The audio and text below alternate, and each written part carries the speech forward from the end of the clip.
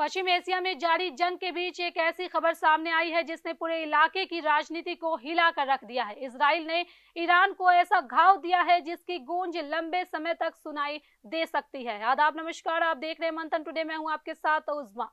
Israeli सेना के मुताबिक उसने ईरान के शीर्ष सुरक्षा अधिकारी और सुप्रीम नेशनल सिक्योरिटी काउंसिल के सचिव अली लारेजानी को निशाना बनाते हुए एक बड़ा ऑपरेशन किया।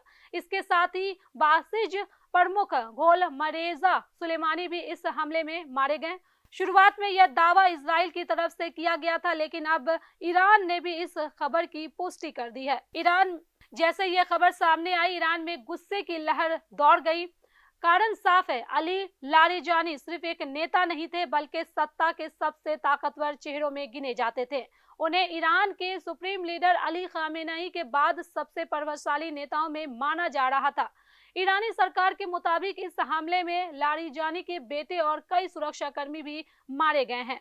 अब सवाल उठता है, आखिर कौन थे अली लारेजानी? अली लारेजानी का जन्म 3 जून 1958 को इराक के नजफ में हुआ था, लेकिन उनका परिवार ईरान के अमोल शहर से जुड़ा हुआ था।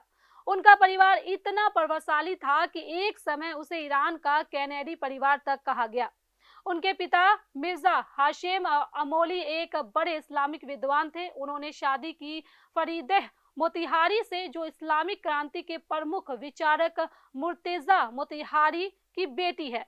ईरान के कई नेताओं से अलग लारेजानी की सोच और पढ़ाई बेहद आधुनिक थी। उन्होंने शरीफ यूनिवर्सिटी से गणित और कंप्यूटर साइंस पढ़ी और फिर तेहरान यूनिवर्सिटी से पश्चिमी दर्शन शास्त्र में पीएचडी की। उन्होंने जर्मन दार्शनिक इमैनुअल कैंट पर रिसर्च भी किया, यानी एक ऐसा नेता जो हथियार और दर्शन दोनों को समझता था।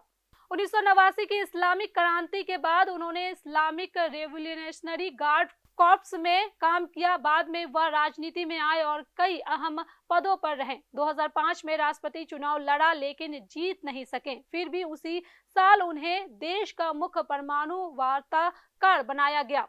2025 में उन्हें फिर से सुप्रीम नेशनल सिक्योरिटी काउंसिल का सचिव बनाया गया। इसके बाद उनका रुख और ज्यादा सख्त हो गया। उन्होंने इंटरनेशनल एटॉमिक एनर्जी एजेंसी के साथ सहयोग खत्म कर दिया। अमेरिका को दी थी चेतावनी। हालांकि लारेजानी को एक व्यवहारिक नेता माना जाता था जो बातचीत में विश्वास रखते थे, लेकिन हाल के हमलों के बाद उनका रुख बदल गया। उन्होंने साफ कहा कि अगर अमेरिकी सैनिक ईरान में घुसे तो उन्हें मार दिया जाएगा। 13 मार्च को जब हमले जारी थे, वह तेहरान की सड़कों पर राष्ट्रपति मसूद पेजेश्कियान के साथ नजर आए। उन्होंने मुस्लिम देशों की चुप्पी पर भी सवाल उठाए। अब आगे क्या? अब सबसे बड़ा सवाल, आगे क्या? क्या ईरान इसका जवाब देगा? क्या यह संघर्ष और बढ़ेगा या फिर दुनिया एक बड़े युद्ध की ओर बढ़ रही है? अली लारेजानी की मौत सिर्फ एक व्यक्ति का अंत नहीं है, बल्कि यह पश्चिम एशिया की राजनीति में एक बड़ा मोड़ साबित हो सकता है। फिलहाल हालात बेहद तनावपूर्ण हैं और पूरी दुनिया की नजरें इस क्षेत्र पर टिकी हुई है। तो चलिए, फिलहाल इस खबर में बस इतना ही। देश दुनिया की ऐसी तमाम बड़ी खबरों के लिए बने रहे मंथन टुडे के साथ। साथ ही हमारे चैनल को लाइक करें, सब्सक्राइब करें, फॉलो करें और निष्पक्ष पत्रकारिता देखना है तो देखते रहे मंथन टुडे। बहुत बहुत शुक्रिया।